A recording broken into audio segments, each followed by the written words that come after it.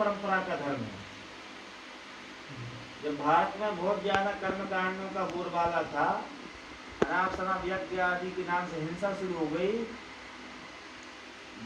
घोड़ों के लिए गधों के लिए जब मारा जाने लगा, हिंसा ज्यादा होने लगी, स्वाद के नाम पर खाने लगे, तब गौतम बुद्ध और महावीर का आगमन हुआ। जबकि वो ऐसे परिवारों से थे जहाँ से हिंसा चलनी चाहिए थी, लेकिन हिंसा क्षत्रिय परिवार में उनका जन्म हुआ था। लेकिन उन्होंने उपदेश क्या दिया कि सर्वाधिक ज्यादा अहिंसक आंदोलन चलाया उन्होंने कहा कि फ्री फंड में कोई ब्राह्मण नहीं हो सकता है, जो जागरूक है वही ब्राह्मण हो सकता है, जो प्रमाण से रहित है, जिसका जीवन हिंसा से रहित है, जो बहुत अपने आप को जान लेता है, वही ब्राह्मण है। इसलिए गौतम बुद्ध ने कहा अत्ता ही अत्तो नातो, अत्तो ही अत्तो सिया। जो अपना ही स्वयं नाथ हो जाता है, जो अपने आप को जान लेता है, वो नाथ हो जाता है। क्या हो जाता है? इसलिए जब सुखदेव जी भगवान राम जी के लिए कहते हैं कि नाथ शैल पर कपिपति रहे, हनुमान जी महाराज कहते हैं नाथ शैल पर कपिपति रहाई, सो सुग्रीव दास तब आए। हे नाथ, जो पर्वत पर बानर रह रहा है वो आपका प्रिय दास है। बोलने की शैली देखिए, नाथ शैल पर है, नाथ बालियर मैं दो भाई, प्रीत रही कछु बरनी न जाई, है पाई पाई दयाल रघुराई, है पाई पाई। नाथ शब्द का जहाँ जहाँ प्रयोग हुआ है, भोलेनाथ, रघुनाथ, गोरक्षनाथ, आदिनाथ, संभवनाथ, अभिनंदन नाथ, श्रेयांश नाथ। नाथ क्या है? तो नत देना ही नाथ है, जो इंद्रियों को नत देता है, जो अपने मन का निग्रह कर लेता है, जो अपने आप को साध लेता है, जो अपने आप को जान लेता है, जिसके अपने आप को पकड़ जम जाती है।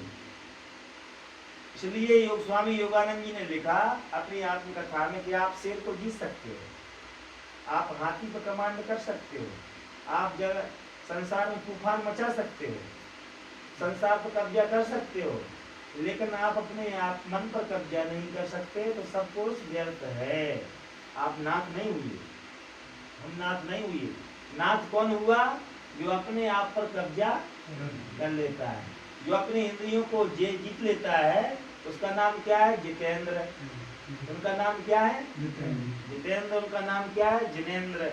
उनका ही नाम क्या है? जितेंद्रिय। जय बोलते ना, जैनियों बोलते जय जिनेंद्र, जगह जगह लिखा रहता है। तो उसका अर्थ ये नहीं कि जैनियों के लिए ही है जय जिनेंद्र। जय जिनेंद्र का मतलब उन्होंने अपना व्यक्तिगत शब्द मान लिया, वो सारे लोगों के लिए प्रयुक्त होता है। वो आपके लिए भी, हमारे लिए भी, छोटे बच्चों के लिए, जो अपने आप को जीत लिया, जिन्होंने अपने आप को जान लिया, जिसने अपने आप के लिए समझ लिया, उसका नाम क्या है? नाथ। क्या है? उसी का नाम जय जिनेंद्र, जिनेंद्र है। उसको जीत लिया है, जिसने अपने आप को जीत लिया है। उदाहरण के लिए बहुत प्रतीकात्मक कथा है। भगवान महावीर स्वामी एक जगह तप कर रहे थे बैठ करके, एक किसान गया चरवाहा, उसने कहा समुद्र पागल आदमी बैठा हुआ है गंगा में यहाँ पर, और वो साधना करते करते कपड़े अपने आप गल गए थे, टूट गए थे। साधना करते करते अपने आप को उन्होंने प्राप्त कर लिया था।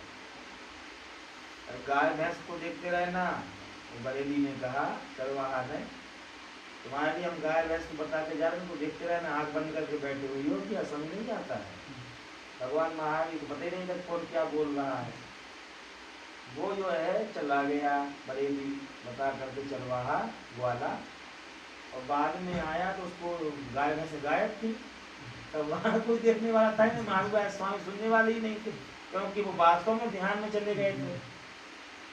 जब हम अपने आप में चले जाते हैं तो बाहर की वृत्तियां जो है, बाहरी वृत्तियां हैं, निरुद्ध हो जाती हैं, लोग शांत हो जाती हैं। तो आप दुनिया की जब अपने आप में जाओ बहुत गहराई में, तो बाहर की वृत्तियां अपने आप आनंद की अनुभूति होना शुरू हो जाएगी।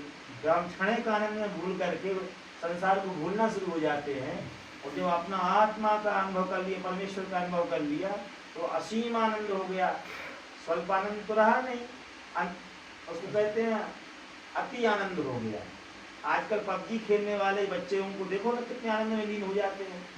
हमने बनारस में देखा कई ब्राह्मण बालकों के लिए, पंडित जी लोग बच्चों को, वो गए हैं पढ़ने काशी बनारस, लेकिन छत के ऊपर चढ़ करके कोई देखे नहीं वहाँ बैठ जाएंगे, वहाँ से आप 4 बार 6 बार निकल जाइए।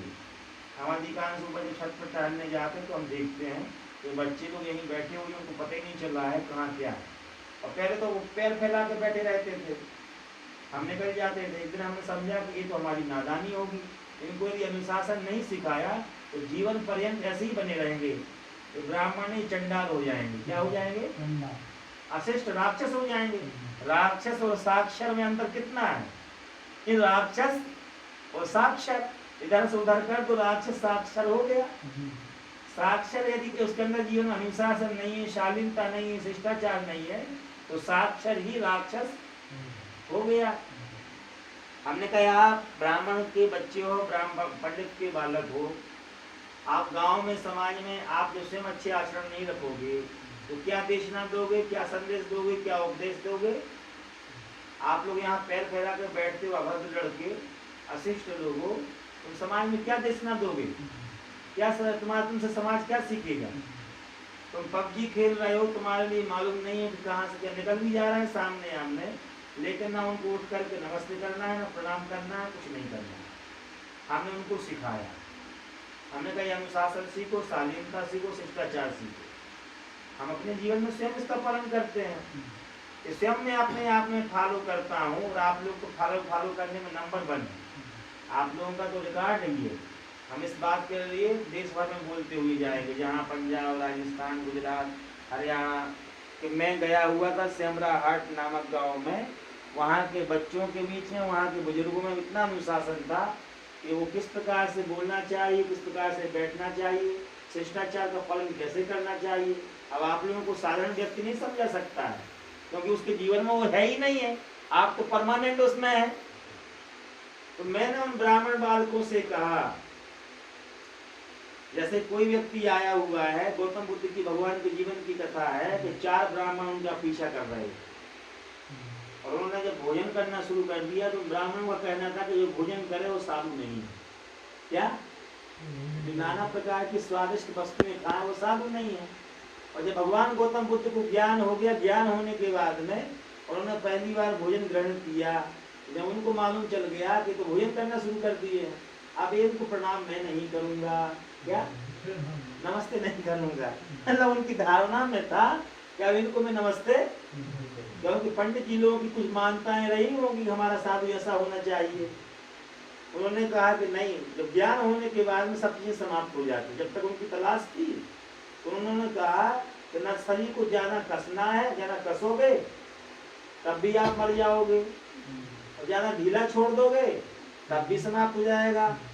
एक बांसुरी में वहाँ बीड़ा का वादन चल रहा था, और जो है बीड़ा ज्यादा कस गई थी, जब बीड़ा ज्यादा कस गई तो उन्होंने देखा कि ये जीवन तो जो है बीड़ा की तरह है, यदि हम ज्यादा कस देंगे तो आवाज आना बंद हो जाएगी, और ज्यादा ढीला छोड़ देंगे तब भी नहीं, आपका ये बीड़ा नहीं बज पाएगी। तो जीवन की बीड़ा को यदि बजाना है तो हम ज्यादा ढीला भी ना छोड़ें, ज्यादा कसें भी नहीं। बात समझ रहे कि नहीं आप? जो ज्यादा अपने जीवन को कस देता है, जैसे जैन मुनियों को ज्यादा कस दिया गया, वो ध्यान नहीं कर पाते। हमसे कई लोगों ने ध्यान सीखा, उन्होंने जैन मुनियों, उन्होंने कहा ऐसा क्यों है? क्योंकि उनको कह दिया कि एक स्थान पर रहने नहीं, ध्यान करने के लिए एक स्थान पर रहना जरूरी है, चलते ही रहना। जैनी लोग उनके पीछा करते रहते हैं, जैन लोगों को इतना पीछा करते रहते हैं जैनी लोग महात्माओं का, कि वो महात्मा लोग उनके संकोच में गड़ते गड़ते वो ध्यान ही भूल जाते हैं। आज महात्मा जी के लिए हरी नहीं खाना है, कल हरी सब्जी नहीं खाना है, कल दाल चावल नहीं खाना है, कल वो नहीं खाना, उसी में फंस गए। क्या हो गया? अब वो समाज पीछा करता रहता है कि ऐसे रहना है तुम्हारे लिए, तो जैसे उनको रहना पड़ रहा है। अब हम गए हुए थे संवेद शिखर जैनियों के तीर्थ में, तो सौरभ सागर जी की बड़ी निंदा कर रहे थे, 4 से बढ़िया लोग वहाँ बैठ कर।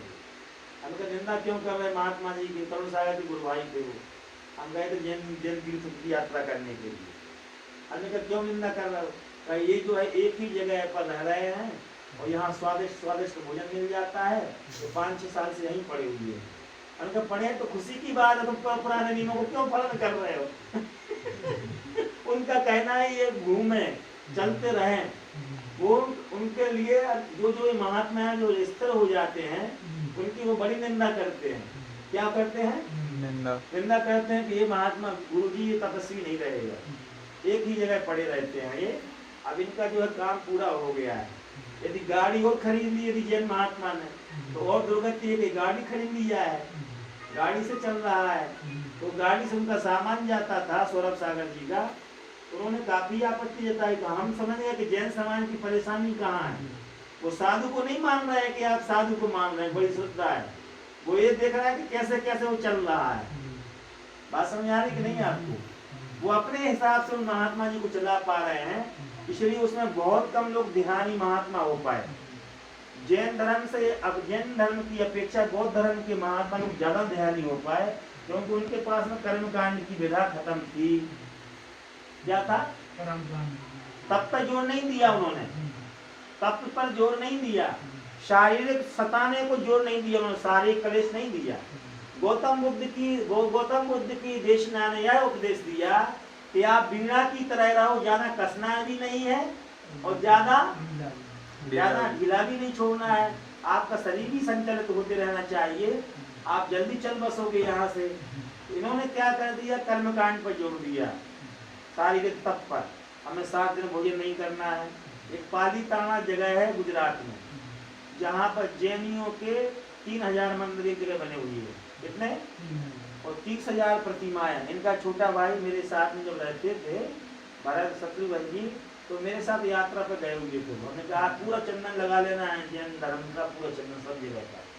हम घूमे बहुत, और मुझे एक महात्मा ने 40 लाख की पुस्तकें दी, जैन महात्मा ने मुझे।